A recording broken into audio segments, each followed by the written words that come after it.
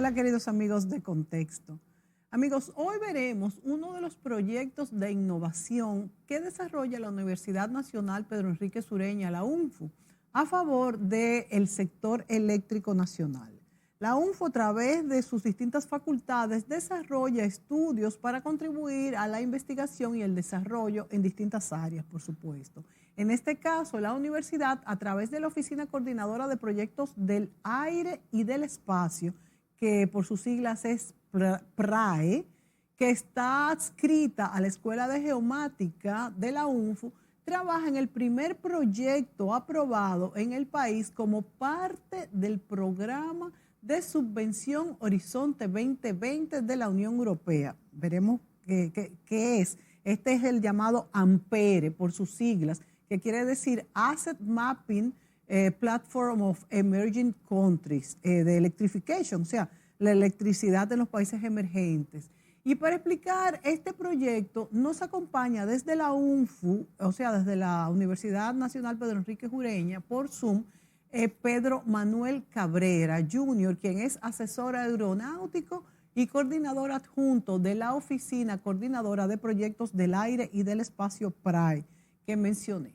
Pedro Manuel Cabrera es auditor y especialista de sistemas de gestión de seguridad operacional y asesor técnico con gran experiencia en el sector aeronáutico.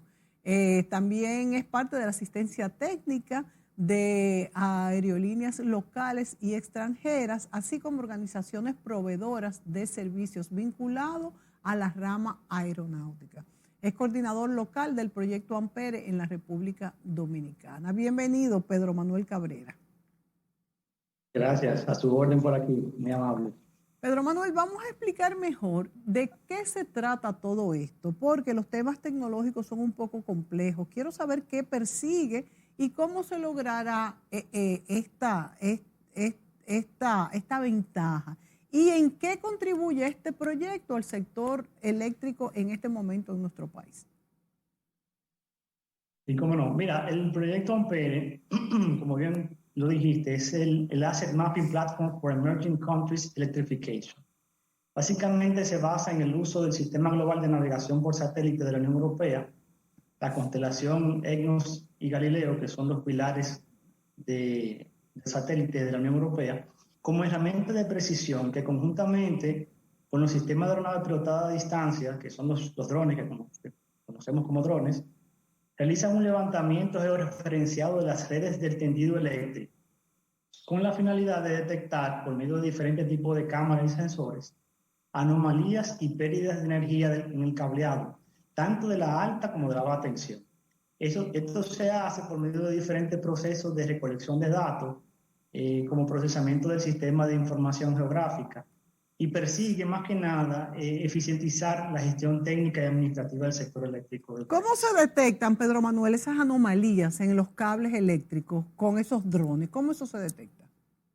Estos drones tienen instalado lo que son las cargas útiles o los payloads. Estos equipos tienen unos sensores y unas cámaras térmicas que permiten hacer un levantamiento térmico de la imagen que se está localizando. O sea, por ejemplo, tenemos un poste de luz y ese poste de luz sabemos que hay algo que no está correcto, entonces se manda este dron con estas cámaras térmicas y por medio del proceso de geolocalización sabemos exactamente dónde está ese poste dentro del mapa cartográfico del área, ¿verdad?, que se está intentando inspeccionar o monitorear. Pero básicamente la cámara lo que sirve es para identificar por un proceso de temperatura el grado correcto del cableado. Entonces, ahí determinamos si ciertamente el cableado está en una situación de anomalía, porque te marca una temperatura distinta a lo que debería ser el cableado normal. O sea que esto ayudará muchísimo en lo que es el escape y pérdidas de energía, ¿verdad? Correcto. La intención primaria del proyecto es poder reducir las pérdidas energéticas. Y si nosotros podemos colaborar con ese esfuerzo en un 10%, un 15%, estamos hablando de millones de dólares. Sí. Que no estarían directamente siendo subvencionados por el Estado dominicano, sino que de alguna manera nosotros estaríamos en la capacidad, por así decirlo, de ofrecer al sector energético una solución a diferentes problemas que tienen, incluyendo el tema de la pérdida.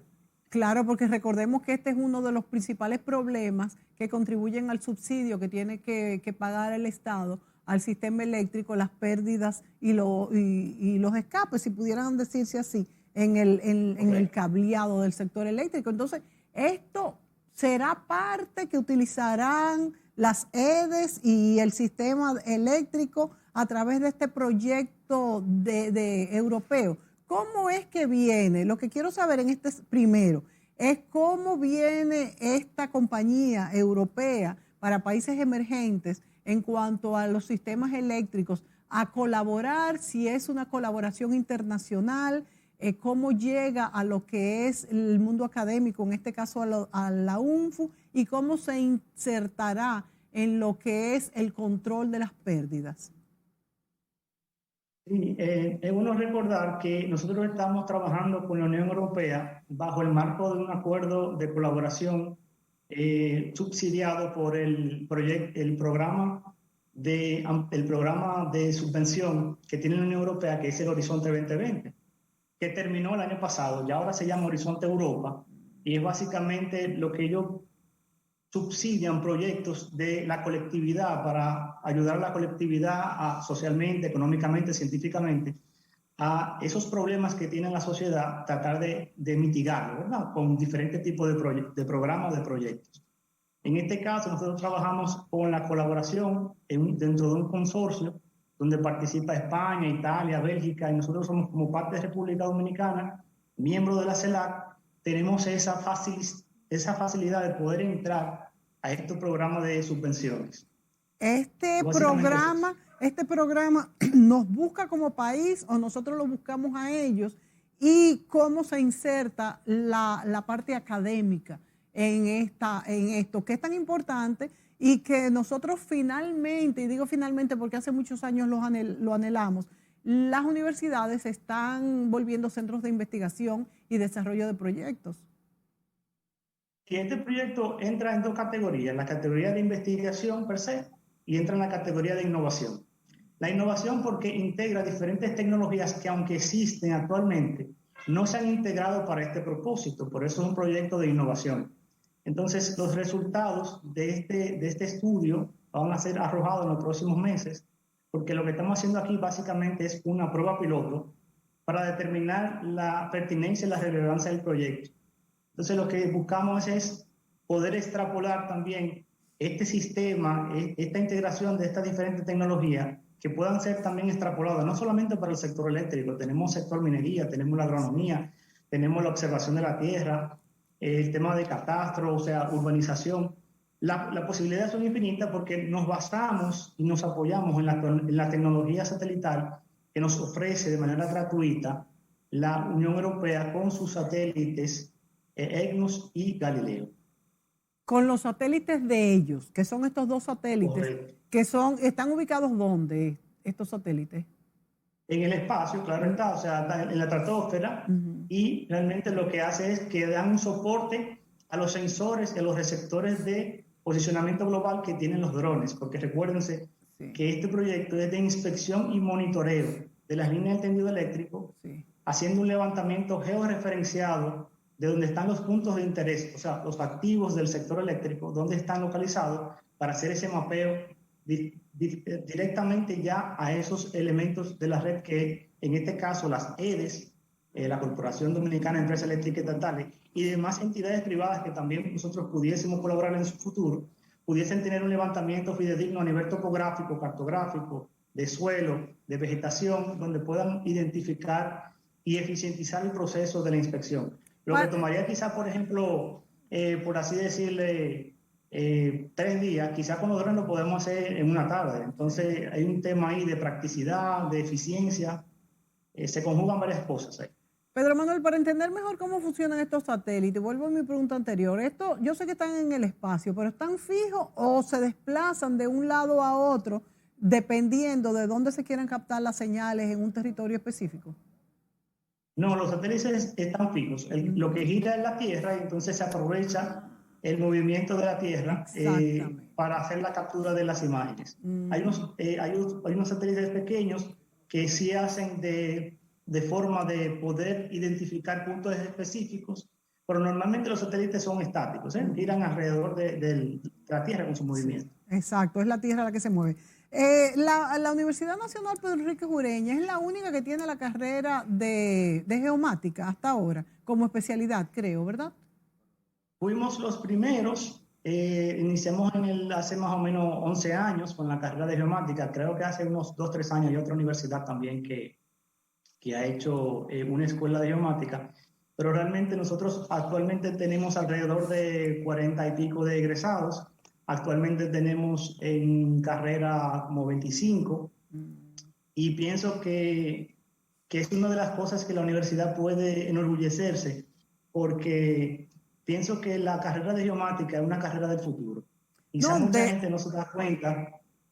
Y una carrera de innovación totalmente dinámica, que se va a utilizar mucho en distintas áreas, no solamente en el área espacial, sino también a nivel de la Tierra. De hecho, Pedro Manuel, por eso quiero que tú expliques un poco mejor, porque yo estoy segura que hay muchas personas que no saben para qué sirve la geomática y cómo a partir de un año, no recuerdo cuál fue, todo lo que fueron terrenos y catastros, o sea, planos catastrales en la Tierra, en el país, ya específicamente, tienen que ser georreferenciados a partir de la geomática, y fue una necesidad que la UNPU, la Universidad Nacional Pedro Enríquez Ureña, vamos a decir, suplió o llenó de que estos profesionales los tuviéramos en el país. Y tengo entendido también que se ha hecho todo un levantamiento del fondo del mar, de las aguas territoriales que nos pertenecen.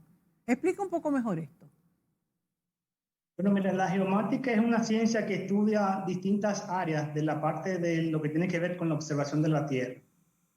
Nos podemos ir a la parte topográfica, hacer un levantamiento cartográfico de un área específica y vamos a poner un ejemplo. Un cliente necesita un levantamiento para una zona urbana.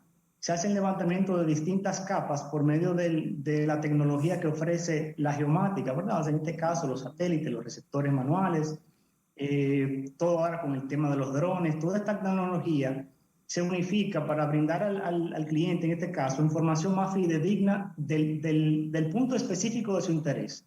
Capas vegetales, capas asfálticas, capas de vegetación, diferentes tipos de capas de relieve, de profundidad, de altura, de picos, también a la parte hídrica. O sea, la cantidad de información que se puede sacar de estos sistemas, del sistema de información geográfica, es impresionante. O sea, yo estoy sorprendido porque no es mi área de conocimiento, no trabajé esa área, pero a medida que he ido adentrándome al proyecto, me he dado cuenta la pertinencia que tiene para distintas aplicaciones, no solamente para la parte del estudio del suelo como tal, sino para el desarrollo del país. Y no solamente del país, sino del mundo entero en distintas áreas. Sí. Y eso quiere decir que ya no nos hemos quedado atrás en este sentido, sino que tenemos profesionales que pueden manejar lo que es la geomática para todos estos usos que tú bien señalas. Es importante. Volviendo al proyecto Ampere, que es para detectar las pérdidas de las redes eléctricas del sistema de cableado, que repito, es muy importante porque hay un subsidio que corresponde en parte y lo paga el gobierno debido a estas pérdidas. Bueno, ¿cuál será el destino final de toda esta información y si realmente con esto se podrán corregir lo que son estas pérdidas?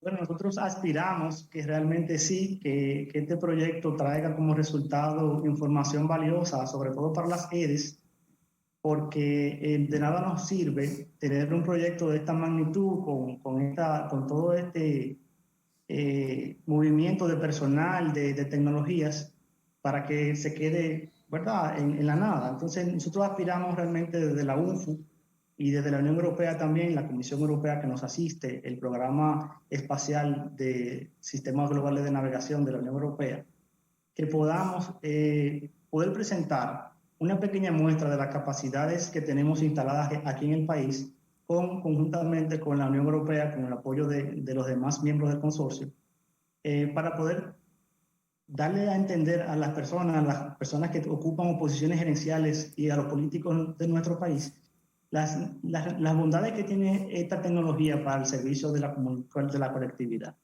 Tengo entendido. Esperamos que sí, Perdón. que podamos poder presentar algo acorde con las necesidades del sector y que podamos posteriormente extrapolar esta tecnología a otros rubros de la economía nacional.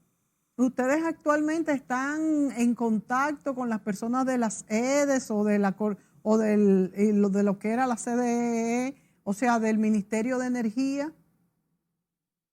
Sí, claro, nosotros estamos en contacto, hemos estado en contacto con lo que son los stakeholders.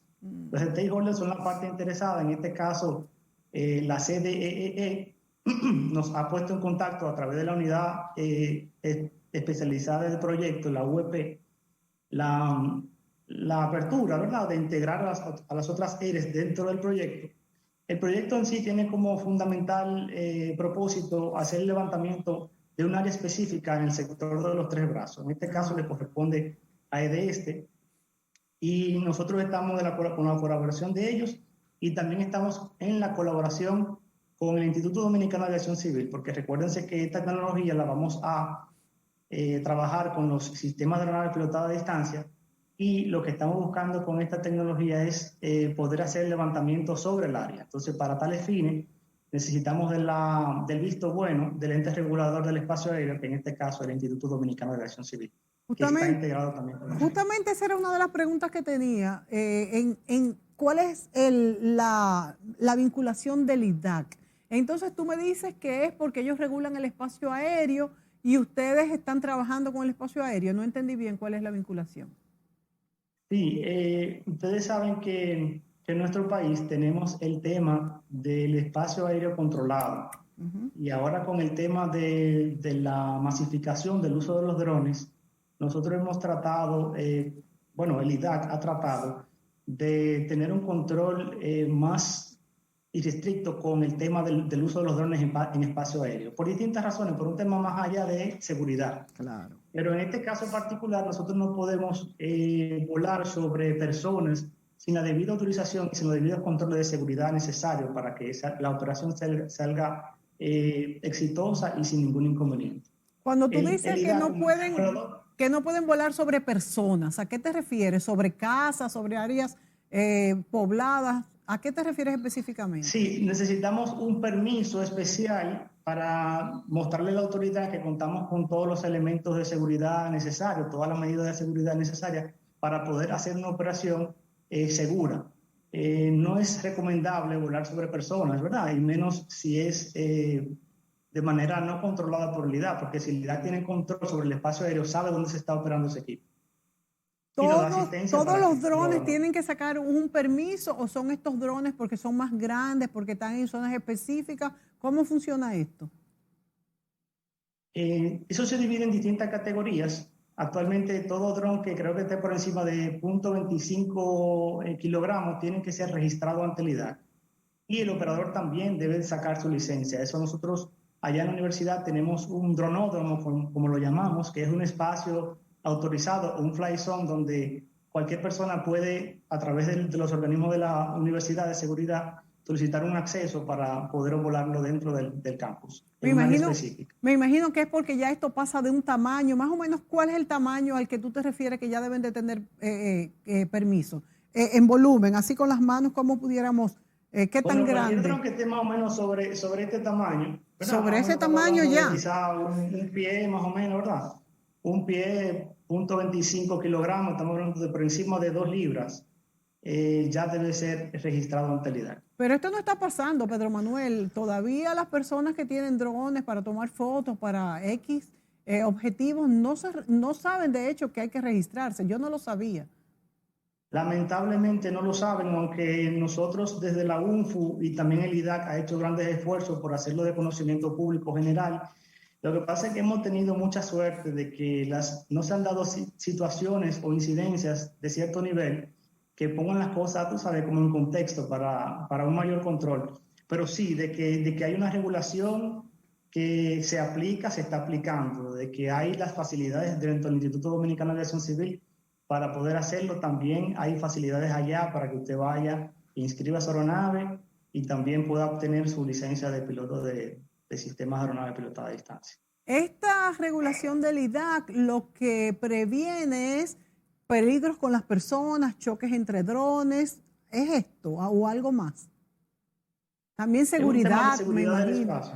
Sí, es un tema de seguridad del espacio y más que nada el IDAC como ente regulador necesita tener ciertas garantías a la población, ¿verdad? En el sentido de que, cónchale, o sea, debe de haber alguien que controle ese espacio aéreo.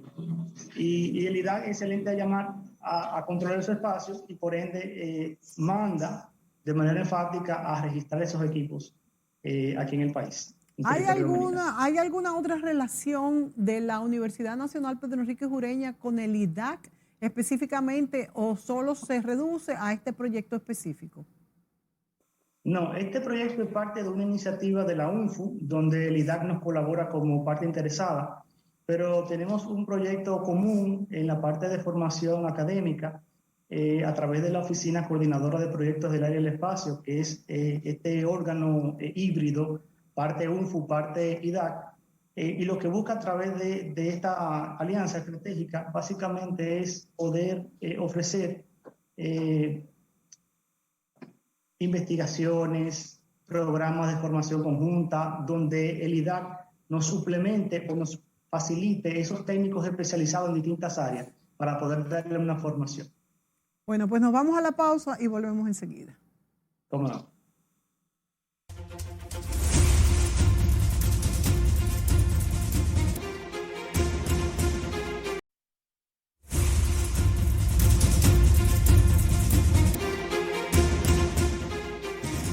Bueno, conversamos hoy con el licenciado Pedro Manuel Cabrera de la UNPU, quien es parte del proyecto Ampere del que hemos estado hablando. Y es un proyecto de prueba todavía que está detectando pérdidas o anomalías en las redes eléctricas. A mí me satisface mucho, ya que la UNPU es mi alma mater, que he visto en los últimos años cómo se está enfocando en las áreas de investigación y desarrollo, vamos a decir, de proyectos. Y esto es parte, lo que está haciendo Pedro Manuel Cabrera con la UNPU de estos proyectos.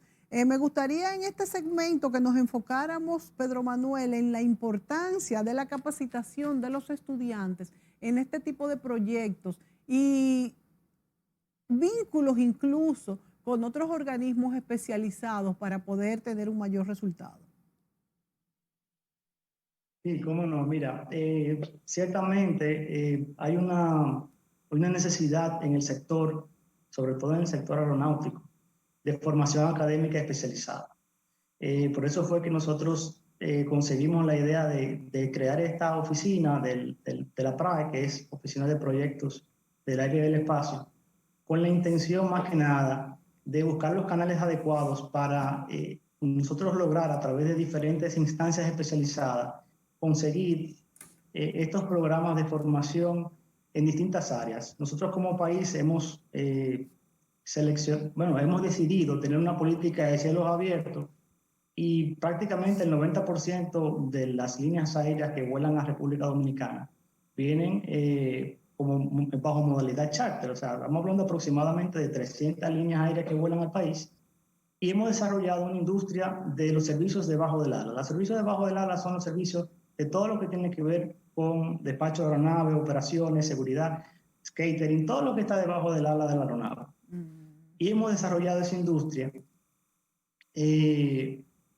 porque básicamente la parte de los servicios encima del ala se nos han complicado mucho. ¿Cuáles son encima del ala y cuáles son debajo del ala? Por encima del ala, los servicios, por ejemplo, de pilotaje, para poder crear una línea aérea tenemos que tener un personal. Ese personal tiene que pasar por una escuela de formación de pilotos. Sí. Entonces, aquí en el país tenemos ciertas debilidades todavía para nosotros pensar poder formar líneas aéreas robustas. Se están haciendo grandes esfuerzos y los reconozco. Las autoridades han hecho un papel estelar en los últimos 10 años y eso se ha visto.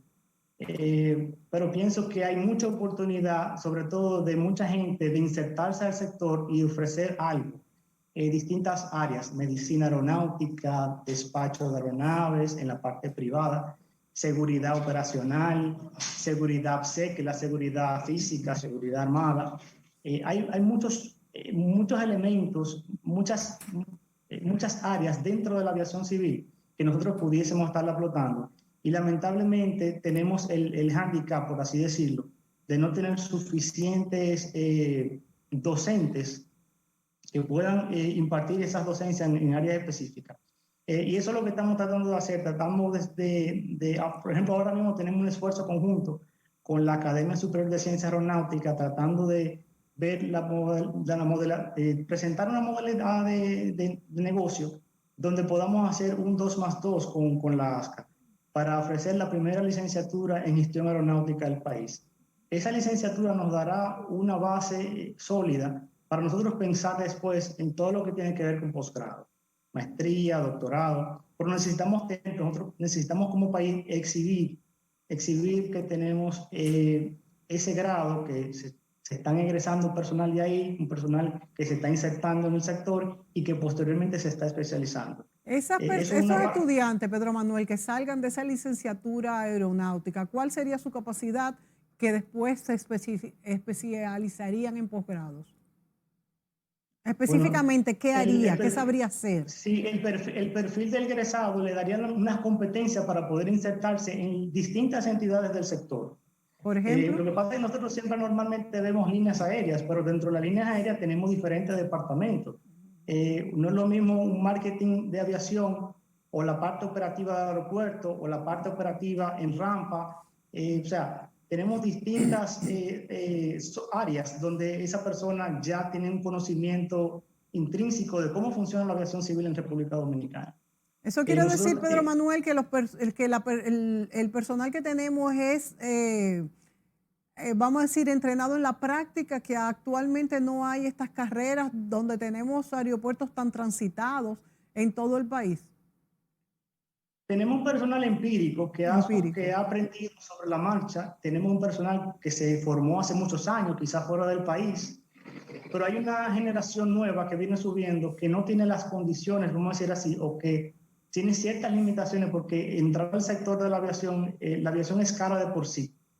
Pero yo pienso que la parte de la aviación es transversal a todo lo que tiene que ver con la economía nacional, porque nosotros vivimos del turismo y el 90% de los pasajeros que entran en el país entran por vía aérea. Entonces, uno no tener en cuenta la importancia de la aviación en nuestro país, me resulta aterrizorio pensarlo así, pero nosotros lo que necesitamos es aunar esfuerzos tanto con el sector gubernamental en la parte del IDAC, de la ASCA, como también fuera del país con otras instituciones que ya sí tienen un bagaje y una experiencia robusta en lo que tiene que ver con la especialización de la aviación en otras áreas.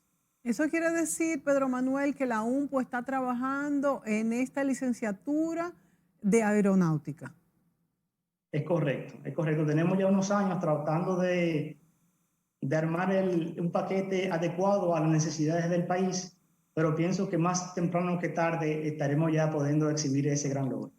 ¿Querría decir esto que solo los profesionales egresados de esta carrera pudieran hacer especialidades ya más específicas, valga la redundancia, o de los que tenemos ahora mismo graduados, no graduados, sino empíricos, o profesionales de otras áreas pudieran especializarse para cuestiones más finas, más complicadas? De hecho, es así. Particularmente el caso mío, yo estudié en mercadotecnia, pero nunca lo ejercí. Siempre me inserté en el sector de la aviación y sobre la marcha, a medida que los cursos iban pasando, uno se insertaba en un curso y uno se fue especializando. Sí. Pero hay muchas personas que al igual que yo tienen otra carrera y han podido acceder quizá con programas fuera del país o online, han podido acceder a especialización, pero es lo menos. Nosotros no podemos hablar de excepciones cuando tenemos una generalidad que es distinta. Claro, claro. ¿Podrías decir entonces que con el aumento, vamos a decir, sostenido del turismo, cada día hay más necesidad de este tipo de profesionales y que el mercado lo absorbería y que es una necesidad nacional? No solamente nacional, yo diría que internacional, porque no sé si has podido darte cuenta en los últimos días con el tema del rebrote del Omicron, tuvimos en prácticamente el 80-90% de los países que tienen un transporte robusto, cancelaciones importantes en sus operaciones. Sí. Y estas suspensiones de operaciones se debieron básicamente a eso, a una falta de un personal operativo, no quizá falta de pilotos, sino falta de un personal operativo en la empresa que permitiera despachar estos vuelos. Sí. O sea que sí, que entiendo que hay una necesidad imperiosa de que el Estado Dominicano entienda cuál es la necesidad y la importancia de poder darle soporte a estas iniciativas tan importantes. ¿Qué faltaría para que la Universidad Nacional Pedro Enrique Ureña ya pues lance esta licenciatura? No solamente, como bien tú has señalado, para personas que ya tienen parte de la práctica, sino para estudiantes que se quieren dedicar a esto. ¿Qué falta si ya hace tiempo que han detectado esta necesidad? Mira, como te decía anteriormente, hay unos aspectos económicos que hay que evaluar con mucha delicadeza, porque como te decía anteriormente, la aviación es costosa. Entonces nosotros mantener un programa formativo adecuado a las necesidades del país, que esté también dentro del punto de vista de la rentabilidad, adecuado también para que las universidades puedan ofrecerlo, requiere de grandes esfuerzos que no se hacen de la noche a la mañana y que requieren de la colaboración y el apoyo de distintos organismos para que las cosas puedan llevarse a feliz término. Pero básicamente la voluntad la tenemos porque el señor rector nos ha colaborado bastante con este tema y tenemos muy buenas relaciones a nivel institucional también con el Instituto Dominicano de Aviación Civil y con la nueva directora de la ASCA, de la Academia Superior de Ciencias Aeronáuticas, por lo que esperamos que en los próximos meses podamos darle la sorpresa. Pedro Manuel, caramba, se me fue. Lo que pasa es que me entretuve con la ASCA, que no sabía que existía la ASCA y me interesaría incluso después hacer un programa con ellos.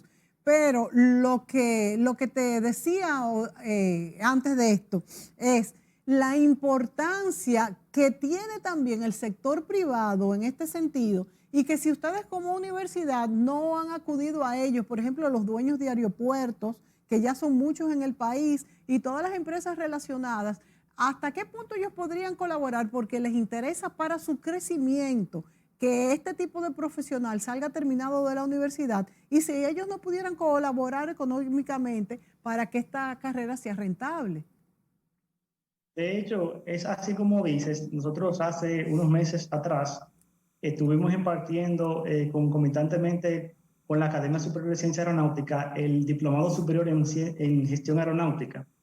Y te podría decir que el mismo sector privado se nos acercó a nosotros. Exacto. Pidiéndonos que tan pronto esos egresados salgan del diplomado, pasarle los contactos de ese personal para captarlos. No es lo mismo un personal nuevo que venga sin ningún tipo de conocimiento a que ya venga un personal que haya participado en un diplomado de 4 meses, donde puede ver distintas áreas de operatividad que tiene el sector y que entre a una empresa con una visión más holística de cómo funciona el sector. Por lo que sí, el sector privado sí nos ha dado soporte y yo sé que están esperando que nosotros hagamos otros pasos también para seguirnos apoyando. Incluso no es lo mismo un personal que ha demostrado el interés, no solamente que tienen ya la capacitación de esos 4 meses en ese diplomado, sino que ha demostrado el interés por capacitarse, que es algo que se necesita mucho en todas las áreas. Y otra cosa es la necesidad de que en nuestro país trabajemos de forma coordinada, porque eso es lo que nos enfila hacia un desarrollo. Cuando universidad, sector privado y gobierno trabajan en conjunto, esto nos da la garantía para el éxito en todos los sectores y ha sido la forma en la que muchos países han podido alcanzar desarrollo y es lo que nos toca en este momento, más enfocados hacia un turismo que queremos seguir ganándole pues número en todos los sentidos. Es correcto, es correcto. La integración del sector público, el sector académico y el sector privado, tiene que haber una sinergia entre ellos para poder hacer que las cosas fluyan y que salgan realmente como se pretende.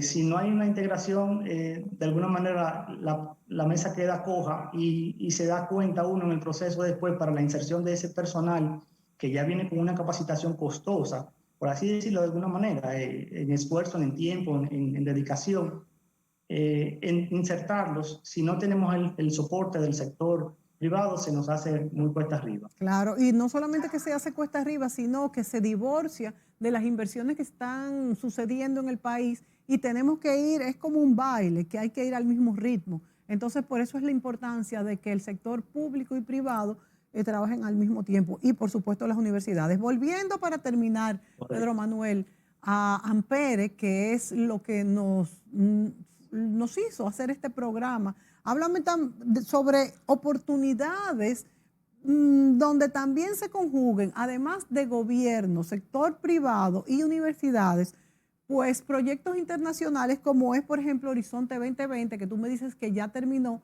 y ahora tiene otro nombre, ¿verdad?, para ser continuado. ¿Cuáles las oportunidades de las universidades para accesar a lo que son este tipo de proyectos? Sí, fíjate, ahora mismo estamos en el periodo del llamado Horizonte Europa, donde aprovecho la oportunidad para comentarles que nosotros estamos participando también en otro proyecto que vamos a someter para febrero.